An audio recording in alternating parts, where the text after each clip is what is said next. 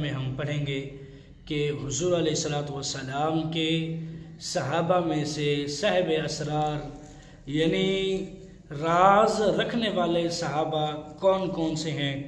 یعنی حضور علیہ الصلوۃ والسلام نے ان کو کوئی راز کی بات بتائی ہو اور انہوں نے آگے وہ بات نہ بتائی ہو جب تک حضور علیہ الصلوۃ والسلام اس دنیا سے رخصت ہو گئے ہوں۔ اور دوسری بات، اس حدیث مبارکہ میں ہم یہ بھی پڑھیں گے کہ ایمان کی مقدار ہوتی ہے یا نہیں۔ مقدار سے مراد کہ جب بندہ مسلمان ہے اور وہ اس کا ایمان کتنا ہے، یعنی اس حساب سے اس کی مقدار ہے یا نہیں۔ مقدار سے یوں مراد لے لیجئے، کیا یعنی کوئی بندہ مسلمان ہے اس کا ایمان کتنا ہے، کتنا سے مراد 1 کلو 2 کلو، یعنی اگر کلو کے حساب سے سمجھائیں تو 1 من یا ٹن یا اس طرح سے اس کی مقدار کتنی ہے اس کے حساب سے، یعنی مسلمان کے حساب سے۔ تو یہ باتیں آج کی حدیث مبارکہ میں ہم پڑھیں گے، تو بغیر وقت ضائع کیے شروع کرتے ہیں۔ نحمدہ ونصلی ونسلم علی رسولہ الکریم، اما بعد فاعوذ باللہ من الشیطان الرجیم، بسم اللہ الرحمن الرحیم۔ حضرت ابن مسعود رضی اللہ تعالی عنہ سے مروی ہے، فرماتے ہیں کہ حضور علیہ الصلوۃ والسلام نے فرمایا کہ اللہ نے مجھ سے پہلے ایسا کوئی نبی نہ بھیجا جس کی امت میں سے کچھ لوگ ان کے خاص صاحب اسرار اور وہ صحابہ نہ ہوں جو ان کی سنت کو لیں اور ان کے احکام کی پیروی کریں۔ پھر ان کے بعد ایسے ناخلف ہوتے تھے جو کہتے وہ تھے جو کرتے نہ تھے، جو کرتے تھے وہ جس کا انہیں حکم نہ تھا۔ یعنی حضور علیہ الصلوۃ والسلام نے فرمایا مجھ سے پہلے ایسا کوئی نبی نہ آیا جس کی امت میں سے کچھ لوگ ان کے خاص صاحب اسرار اور وہ صحابہ نہ ہوں جو ان کی سنت کو لیں اور ان کے احکام کی پیروی کریں۔ پھر ان میں سے کوئی ایسے بھی تھے جو خود وہ عمل نہیں کرتے تھے، دوسروں کو وہ حکم دیتے تھے اور خود وہ کام کرتے تھے جن کا انہیں منع کیا گیا تھا، یعنی حکم ہی نہ دیا گیا ہو وہ کام کرتے تھے۔ جو ان پر ہاتھ سے جہاد کرے وہ مومن، جو زبان سے جہاد کرے وہ بھی مومن، جو ان پر دل سے جہاد کرے وہ بھی مومن، اور جو ان کے سوا رائی کے دانہ کے برابر بھی ایمان نہیں ہے۔ یعنی بری چیز کو اگر برا تم نہیں کہہ سکتے، پہلے تو تم جو ہے جہاد کرو، یعنی مومن وہ ہے جو جہاد کرے، اور جو ایسا بھی نہ کر سکتا ہو تو وہ زبان سے کہے، اگر زبان سے بھی نہیں کہہ سکتا، یعنی اگر کوئی بندہ برا کام کر رہا ہے اس کو منع کرنا ہے، اس نے اگر دیکھنا ہے کہ وہ بندہ کیسا ہے، اگر اسے منع کرتا ہے زبان سے تو وہ پرلا بندہ جو ہے گردن کی فٹ ہو جائے گا کہ وہ فتنہ فساد ڈالے گا، تو پھر بہتر ہے کہ جو ہے دل میں اس کو برا جانے۔ اگر وہ ایسا شخص نہیں ہے، یعنی وہ برا نہیں مانے گا، تو اس کو چاہیے کہ وہ اسے زبان سے روکے، یعنی سب سے پہلے ہاتھ سے روکے، پھر زبان سے، اور پھر جو ہے دل میں برا جانے۔ یعنی اگر کچھ بھی نہیں کر سکتا تو دل میں تو ضرور برا جانے، اگر ایسا بھی نہ کر سکتا ہو، یعنی ایسا تو نہیں ہو سکتا کہ وہ دل میں برا نہیں جان سکتا، اگر وہ دل میں برا نہ جانے تو اس کے اندر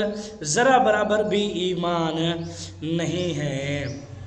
یعنی وہ بے ایمان ہے، اس کے اندر ایمان کی جیسے کہتے ہیں رتی برابر بھی ایمان اس کے اندر نہیں ہے۔ تو اسی طرح حضور علیہ الصلوۃ والسلام کے کم و بیش 1,34,000 جو ہے صحابہ کرام تھے، اور ان میں سے صاحب اسرار تھے جو خلفائے راشدین ہیں، وہ حضور علیہ الصلوۃ والسلام کے صاحب اسرار تھے، یعنی حضور علیہ الصلوۃ والسلام کے راز چھپانے والے تھے۔ یعنی حضرت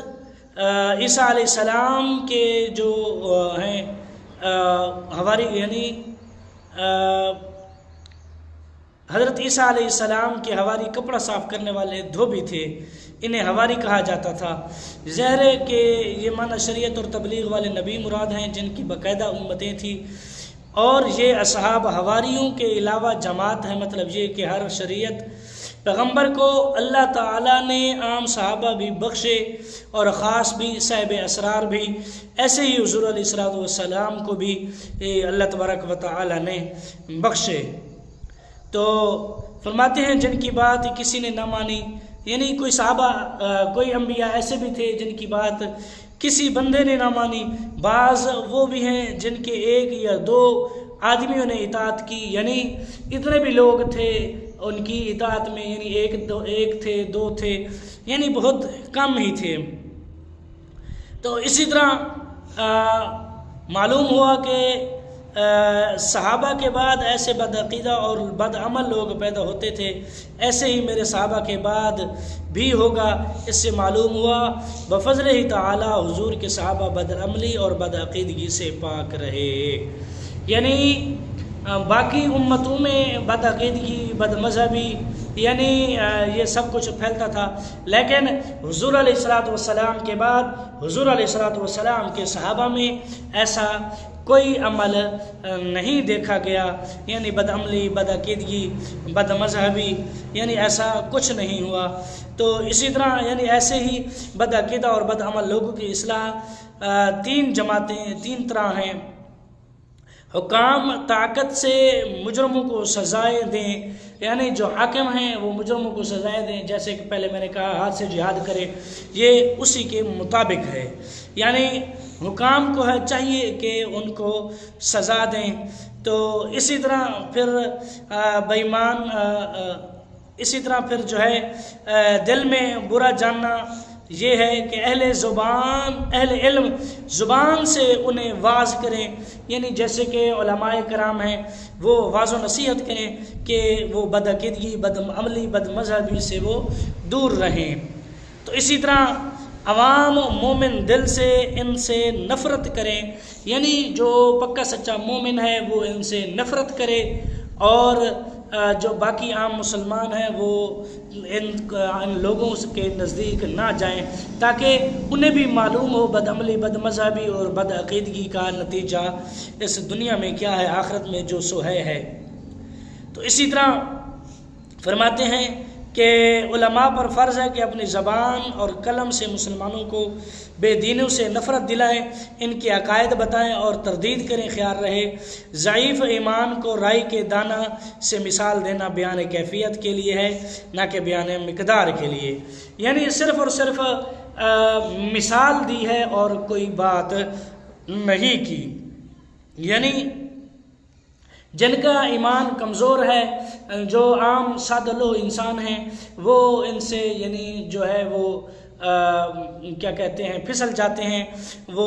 ان کے شکنجے میں آ جاتے ہیں، چاہے وہ شیطان ہو، چاہے وہ جو بد مذہب ہوں، بد عقیدگی، بد عملی والے ہوں، ان کے